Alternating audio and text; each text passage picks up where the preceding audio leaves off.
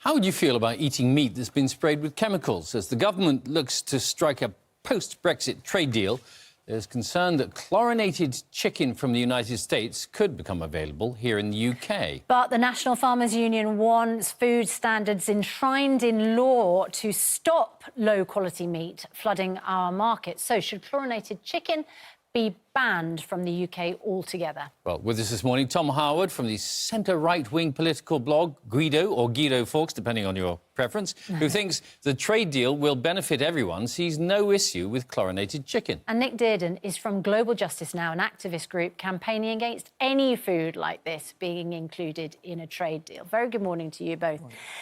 Nick, the Americans eat chlorinated chicken, so why would it be a problem if we ended up eating chlorinated chicken? There's two problems with it, really. I mean, one is there is a much higher incidence of food poisoning in the United States.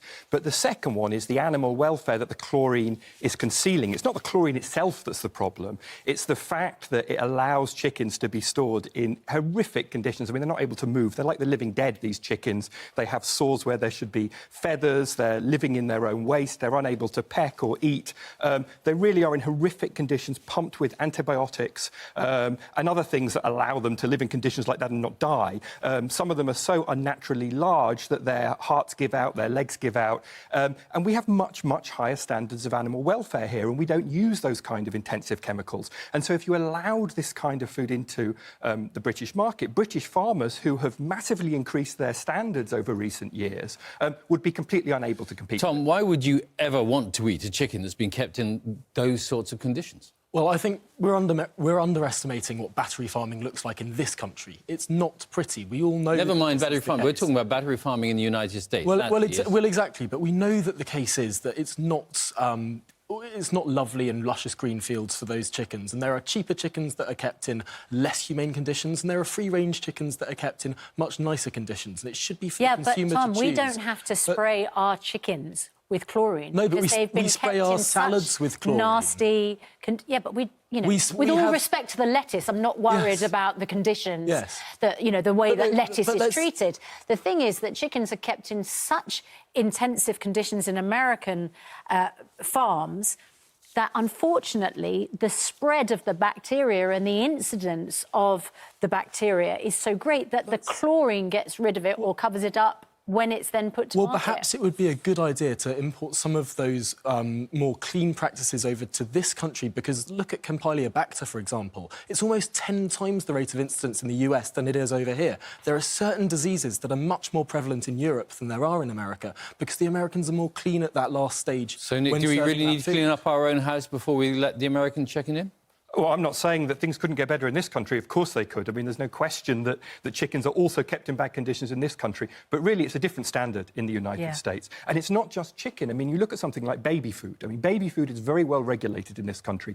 In America, it has added salt, added sugar. It's not regulated. It's got E numbers. They've even found arsenic in baby food, in quite a lot of baby food, in trace amounts in the United States. That would never happen in Europe because of the way we regulate the market here. Tom is saying that Campylobacter in chickens is much worse here than in the United States. Far more people come down with food poisoning in the United States than here. That's not the question. Is Campylobacter worse in chickens here than it is in America? It's not my understanding, no. I mean, I'm happy to look at the... I've got the figures. In its most recent round of testing, the US Department of Agriculture found a significant amount of the bacteria, Campylobacter, the most common cause of food poisoning, in 30% of chicken carcasses, 26% of chicken parts, and 58% of mechanically separated chicken, which is used to make things like chicken nuggets. If we compare that, in the UK, the government's Food Standards Agency found 54% of chickens had traces of the bacteria, but only 6% had the highest levels. So a smaller proportion of the chickens here had the highest levels.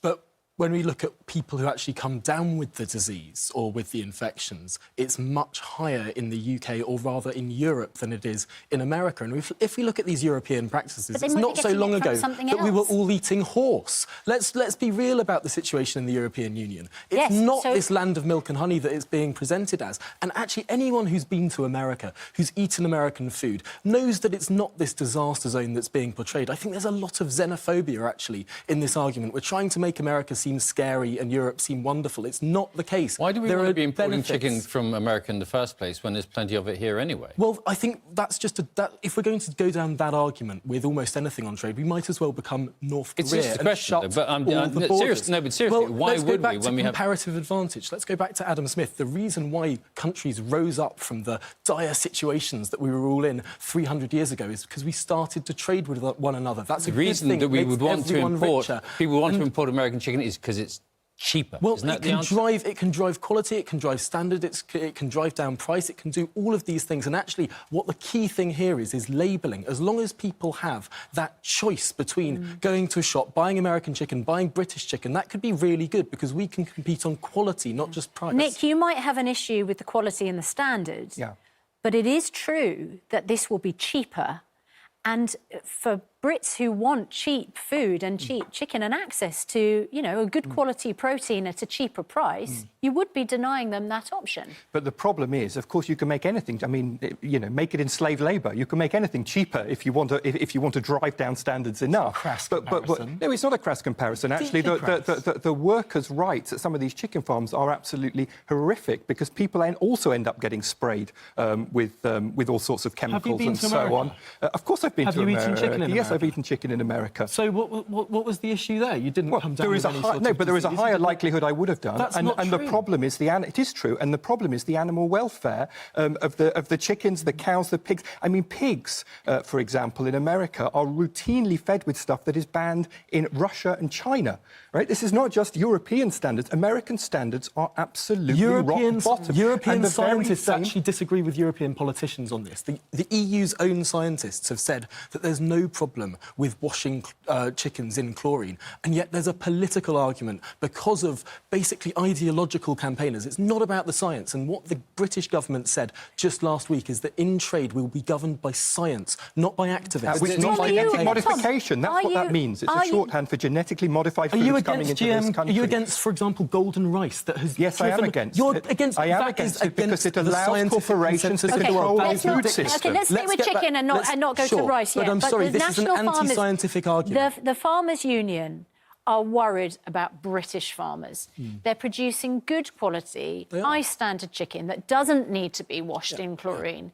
And obviously, that takes a certain amount of investment, which means you need to keep the price above the price of cheap imported chicken. Are you worried about farmers, British farmers here, and their livelihoods if a trade deal is struck with a country which could flood us with cheap chicken that puts their business at risk? I have great faith in our farmers being able to produce things of quality. And if we look at other groups, for example, the Countryside Alliance, what they're saying is what really matters here is labelling.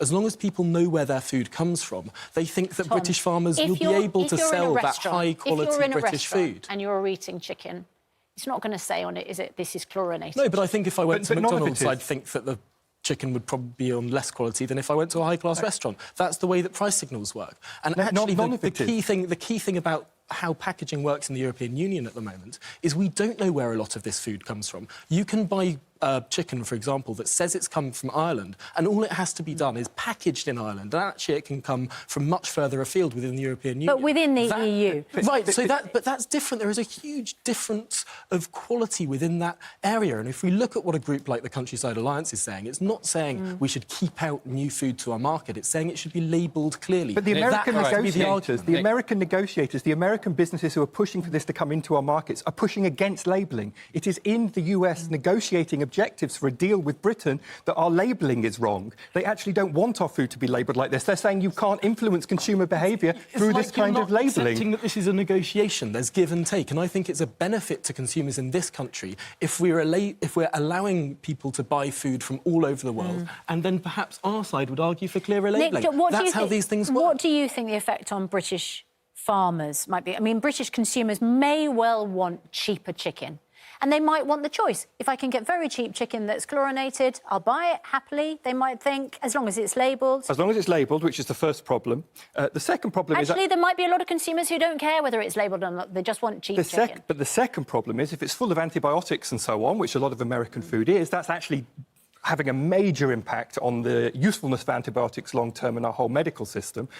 But the third problem is absolutely our farmers. I mean, small farmers have been wiped out in the United States by massive industrial-scale agriculture, agribusiness. We don't want farmers here to be wiped out. But under a US trade deal, that's exactly the problem that we're going to face. Big business will take over our farmers are so poor at producing food that no one will buy them if they were facing the same standards. They're not allowed to use these awful standards. Expensive for farmers. Hang on, that's the problem, but the point is that we have a market today that consists of non-free range and free range. Lots of people choose to buy free range because they know it's going to be higher quality. That's the kind of level that British farmers will be competing at, and that's totally viable to operate. So if we look British at a country farmers like will New just Zealand, be reduced to the free range. well, no, not necessarily. If we look at a country like New Zealand, which opened itself up to the world under a Labour government back in the 1980s, its farming sector actually rocketed. Now we can see in all over the world, you go into a shop, And you did they can barely maintain move for New welfare Zealand standards? goods, and they absolutely did because they Many competed farmers on went out of business. quality and on price. But their farming sector is now the best in the world, and it's because they opened up to the whole wide world, and that's what we should do. All right, Tom Harwood, thanks very much indeed. Nick Durden, thank you very much indeed. Thank you. After 8 o'clock, MasterChef judge John DeRode, who's cooked a chicken or two in his time, will we'll be ask with him us. if he'd like some chlorinated chicken and whether he's worried about it and the effect on British farming. You're watching Good Morning Britain on ITV. See you in a moment.